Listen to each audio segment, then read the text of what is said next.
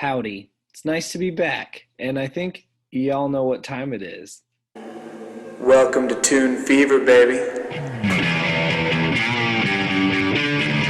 Hey, see? Look at this amazing screen, this cartoon that I found. New metal. That's what we're talking about today. I'm coming back with the metal series because I've got basically 3 snow days in a row, so I have enough time to create some YouTube content.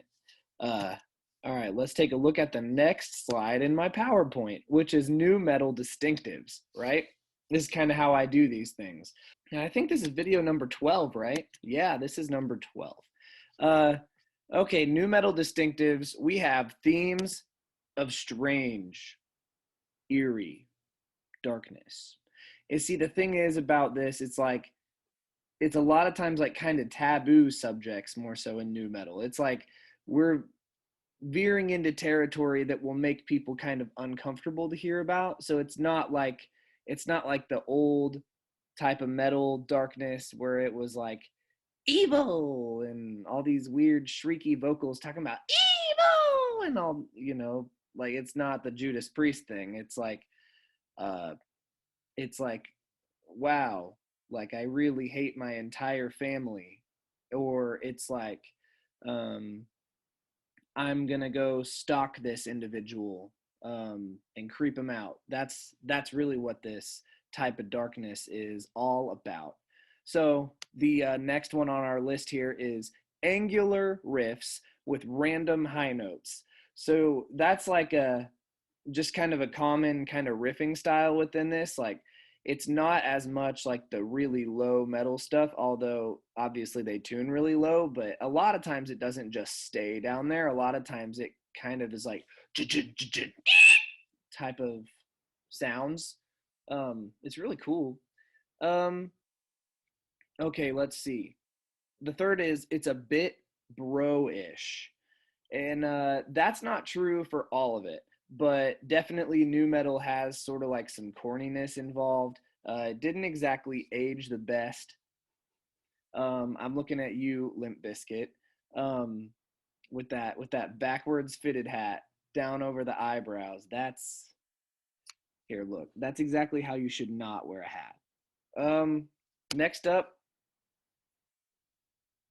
hip hop elements, uh, fast vocal delivery, beats. You see our guy. Uh, and see, new metal was originally kind of an umbrella term for kind of all the metal being made at the time that sort of took in other influences like hip hop and sort of more alternative uh, influences. They kind of embraced a bit. They're like, you know what, we'll invite some weirder things into our music, and we're gonna kind of support each other. And so it was a big umbrella term. Now new metal isn't exactly, it's not exactly like an endearing term to use about someone's music, which isn't really helpful for bands today that want to make music that was like the new metal bands, because if you say now that you're a new metal band, probably people will just think you're really corny and won't check you out. But it is kind of the best term we've got right now. Anyway, we are on to the recommendation slide here on my PowerPoint. We have 2 classics, 2 favorites, and 2 that I want to talk about because I think they are interesting. I also think they're good. But that's kind of how I do these things. If you haven't seen my other metal videos, check those out. Check those out. Get into some metal. Learn about metal, kind of the history, learn about different subgenres. But anyway, let's focus on what we're talking about in this YouTube video and not veer off on too much of a tangent. Okay, first of all, we have the band Korn with their album Korn. It's their first one. It's a very cathartic sort of album. It's very expressive. It's intense. It's got some big old riffs. They tune real low, and it's really cool.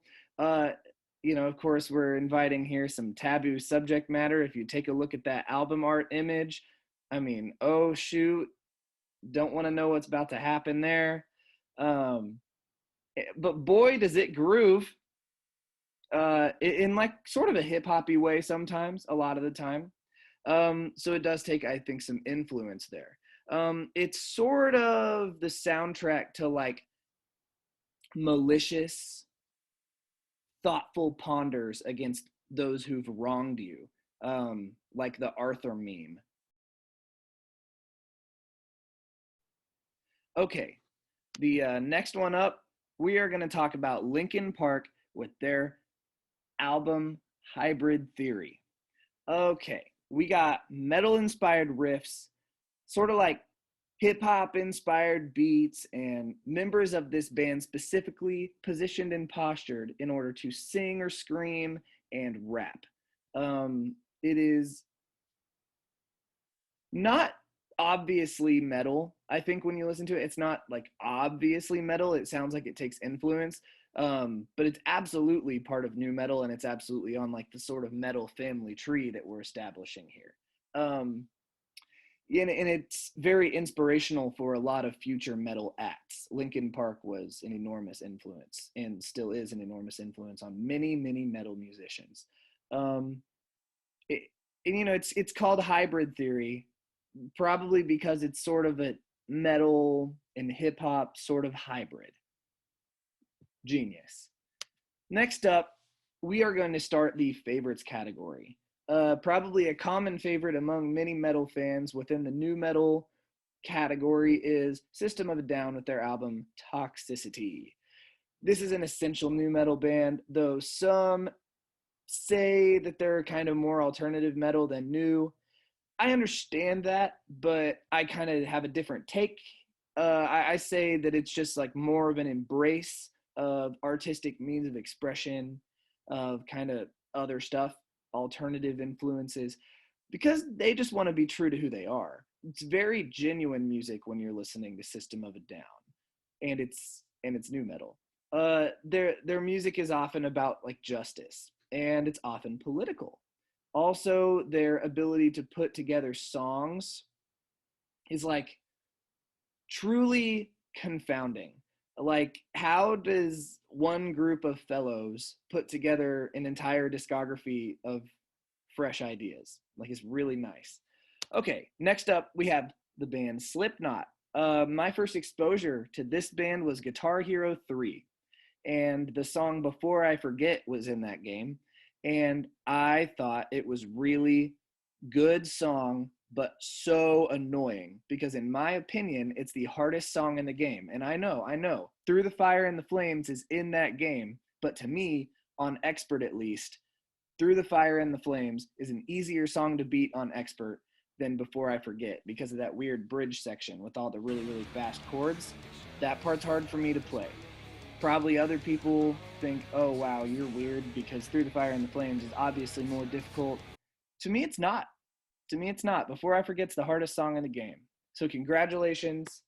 You have defied uh, that, in my opinion, Senor Slipknot album. Okay, now I'll talk to my audience again. Let's see. So anyway, when I heard the Before I Forget song, I had to check out kind of the rest of the discography, which of course includes this one. And this one is my personal favorite in the Slipknot discography, though I do truly love some other ones. Um, the thing about Slipknot is they were kind of always very insular, but they wanted to be the biggest band in the world. They like that was their ambition. And I think that they finally kind of achieved their actual ambition of the band with this album. So it really sounds like they're in a good place. Um, like the songwriting is top notch, the production is really good, and I mean we got riffs, we got crazy sound effects with that clown dude banging on trash cans. Um, it's really nice, man. Joey Jordison on drums. It's a lot of really cool stuff. You know something I have? I have the Joey Jordison cowbell, uh, which sometime I want to do a tour of my music room to show all my instruments and whatever stuff. But yeah, I have the Joey Jordison cowbell, so I'm really metal now. This cowbell has spikes basically Slipknot is a conceptual art project. And I think my own opinion is that it could pretty much appeal in some way, some aspect of who they are and what they do can pretty much appeal to anybody unless your name is Karen, is my opinion of Slipknot. Yeah, very successful new metal band. Okay, next up we have Mudvayne. So this band is probably the most metal sounding on the list, but at the same time, they like to show some vulnerability and like a soft side. They're sweet people, I'm sure. I don't know them personally. Um, like you don't know if they're gonna like kiss your baby or bury it alive is sort of, and they know how to juxtapose that sort of contrast really, really well. This is a terrific album. Check it out. Next up, we got Disturbed, which is probably the first one. We're taking a bit of a foray into the stuff that didn't necessarily age as well in terms of new metal. You know, since the age of trendy new metaliness, when all this was really popping off. Like Down with the Sickness is on this, and that song is a total meme. It's also a banger, but it's a total meme. Oh, wow. Yeah, it's really nice. I do listen to this, and I do really like it, so I do want to recommend that you guys check it out. But the sort of datedness isn't exactly hiding, but its level of datedness is, oh, you know what? I just realized I never put my face in the little box that I like to put it in. Oh well. YouTube content. But anyway, this album is not really anywhere near as dated as this one. As this one, the greatest album of all time. Okay, as you can see, we have our works cited page here. Be sure to check out each of these albums that I've recommended because, I mean, after 12 videos on metal, I'm sort of like Professor Metal Guy now. See my glasses? Like, who else you know that's got glasses like these and has made 12 videos about metal subgenres? I mean, I can think of people who've made subgenre videos, but not with the glasses. So there we go. That's my edge. Thanks for watching these videos, guys. Bye. No, mommy, don't do it again! Don't do it again! I'll be a good boy! I'll be a good boy! I promise! No, mommy, don't hit me! Ow! I need to hit me like that, mommy! Don't do it! You're hurting me! Ow!